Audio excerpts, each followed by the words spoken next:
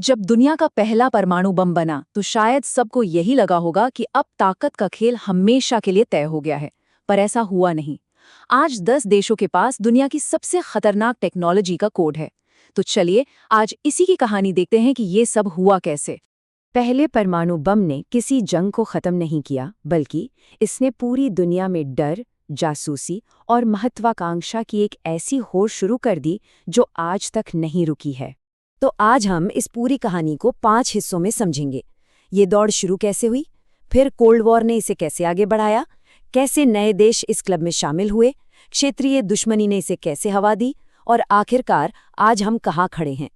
तो ये कहानी शुरू होती है विज्ञान की एक बड़ी खोज और एक बेहद खुफिया वॉर टाइम प्रोजेक्ट से, जिसने दुनिया का पहला परमाणु बम बनाया। तो हुआ ये कि 1938 में वैज्ञानिकों ने पता लगाया कि एटम को तोड़कर जबरदस्त एनर्जी पैदा की जा सकती है। इस खोज से दुनिया भर के साइंटिस्ट्स में हलचल मच गई। आइंस्टाइन ने खुद अमेरिका को चेताया कि नाजी जर्मनी इसका हथियार बना सकता है। इसी डर ने इतिहास के सबसे महंगे और सीक्रेट साइंटिफिक एक्सपेरिमेंट को जन्म दिया, द मैनहट्टन प्रोजेक्ट। जरा इस प्रोजेक्ट के साइज का अंदाजा लगाइए। अमेरिका ने अपनी पूरी जीडीपी का लगभग 1% सिर्फ एक लक्ष्य पर लगा दिया, नाजियों से पहले बम बनाना। आज के हिसाब से ये खरबों डॉलर होंगे। अब फिर आता है वो पल जो बहुत ही टेंशन भरा था, जब अमेरिकी राष्ट्रपति ट्रूमन ने स्टालिन को इस नए हथियार के बारे में बताया तो उन्हें लगा कि स्टालिन हैरान रह जाएंगे। लेकिन स्टालिन का चेहरा एकदम सपाट था। क्यों? क्योंकि उनके जासूस पहले से ही मैनहट्टन प्रोजेक्ट के अंदर थे।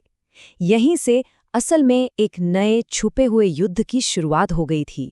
और यहीं से कहानी एक नया मोड़ लेती है। अमेरिका का एकाधिकार टूटता है और कोल्ड वॉर में हथियारों की असली रेस शुरू हो जाती है। सोवियत यूनियन पहले से ही चौकन्ना था। उन्होंने नोटिस किया कि पश्चिमी साइंटिस्ट ने अचानक न्यूक्लियर फिजिक्स पर रिसर्च पेपर पब्लिश करने बंद कर दिए हैं। फिर जापान में हुई तबाही देखने के बाद उन्होंने पूरी रफ्तार पकड़ ली। उन्होंने अमेरिकन डिज़ाइन चुराए और 1949 में अपना बम फोड़कर अमेरिका के एकाधिकार को हमेशा के लिए खत्म कर दिया। अब यहाँ एक धोखे की कहानी भी है। ब्रिटेन, जो इस प्रोजेक्ट में अमेरिका का पार्टनर था और जिसने शुरुआती रिसर्च में मदद की थी, उसे अचानक अलग कर दिया गया। 1946 के मैकमोहन एक्ट ने अमेरिका को सारे न्यूक्लियर सीक्रेट्स अपने तक रखने का अधिकार दे दिया। बस इसी धोखे ने ब्रिटेन को अपना रास्ता खुद बनाने पर मजबूर कर दिया। लेकिन कहानी यही नहीं रुकी। अब खेल और भी खतरनाक होने वाला था, क्योंकि वैज्ञानिक अब हाइड्रोजन बम पर काम कर रहे थे। ये बम एटम को तोड़ने की बजाय उन्हें जोड़कर बनाए जाते थे, और इनकी ताकत पहले वाले बमों से कहीं कहीं ज्यादा थी। ये जो नंबर है ना, ये दिखाता है कि इंसानियत ने तबाही मचाने की अपनी ताकत में कितनी बड़ी और कितनी डरावनी छलांग लगाई थी। अमेरिका 1952 में, सोवियत यूनियन 1955 में और यूके 1957 में सबने इस 1000 गुना ज्यादा शक्तिशाली हथियार को हासिल कर लिया। तो अब हम आते हैं 1960 के दशक में। अब बम सिर्फ डिफेंस का हथियार नहीं रहा था, बल्कि ये राष्ट्रीय गौरव और दुनिया में अपनी धाक जमाने का एक जरिया बन गया था। फ्रांस की कहानी शुरू होती है सुएज संकट के बाद हुए अपमान से। प्रेसिडेंट डी गॉल ने तय किया कि फ्रांस अपनी सुरक्षा के लिए किसी पर निर्भर नहीं रहेगा। उन्होंने अमेरिका के सारे दबाव को दरकिनार किया और 1960 में अल्जीरिया में अपना पहला परमाणु परीक्षण कर ही लिया। चीन की कहानी तो और भी ज्यादा ड्रामेटिक है। जब सोवियत यूनियन ने मदद से हाथ खींच लिए तो चीन ने इसे अपनी इज्जत का सवाल बना लिया और अकेले ही ये कर दिखाया। उन्होंने 1964 में पहले परमाणु बम का टेस्ट करके दुनिया को चौंका दिया और फिर सिर्फ 2.5 साल में हाइड्रोजन बम बनाकर सबको हैरान कर दिया। ये आज तक का रिकॉर्ड है।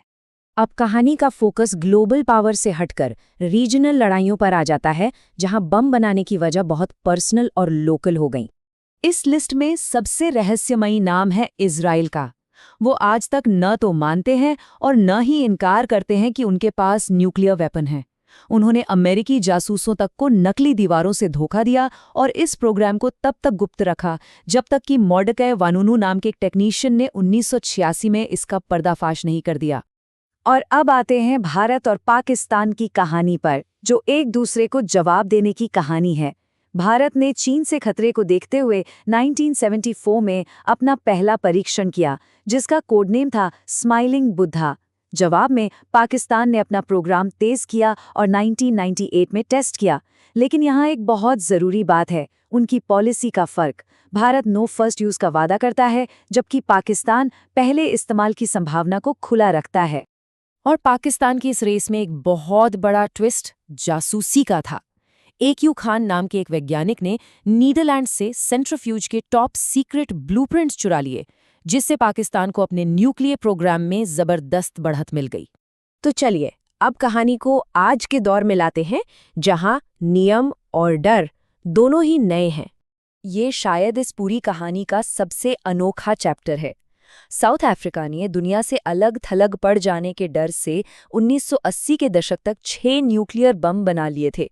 लेकिन फिर जब रंगभेद खत्म होने वाला था तो उन्होंने वो किया जो आज तक किसी और देश ने नहीं किया। उन्होंने खुद ही अपने सारे परमाणु हथियार और उनके डिजाइन नष्ट कर दिए। इस क्लब का सबसे नया और शायद सबसे बागी मेंबर है नॉर्थ कोरिया।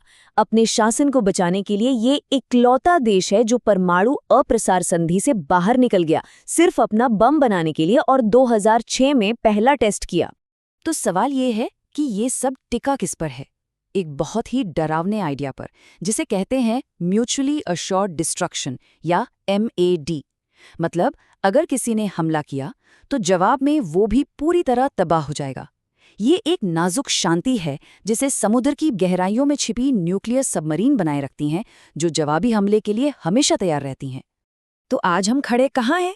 सच तो ये है कि ये टेक्नोलॉजी अब कोई राज नहीं रही। इसके ब्लूप्रिंट्स मौजूद हैं। तो सवाल ये उठता है कि अगले देश को इस क्लब में शामिल होने से कौन सी चीज़ रोक रही है? साइंटिफिक काबिलियत या सिर्फ राजनीतिक इच्छा शक्ति?